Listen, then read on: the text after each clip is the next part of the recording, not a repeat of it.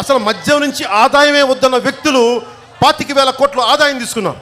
మద్యం పేదవాళ్ళు కష్టపడతారు, సాయంత్రం అయితే ఒక పెగ్గేసుకోవాలనుకుంటారు. దాని మీద సీత కన్నుబడింది జగన్మోహన్ రెడ్డి.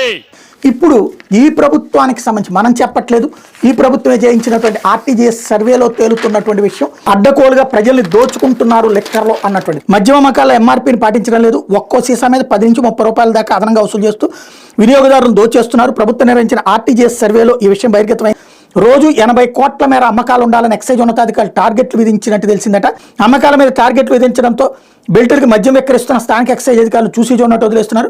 బెల్ట్ షాపుల మీద కఠిన చర్యలు తీసుకోలేని పరిస్థితి ఏర్పడింది. అలాగే నిబంధనల ప్రకారం ఉదయం 11 నుంచి రాత్రి 11 గంటల వరకే బార్లు పనిచేయాలి, కానీ చాలా బార్లు 24 గంటలు మద్యం విక్రయాలు చేస్తున్నాయి.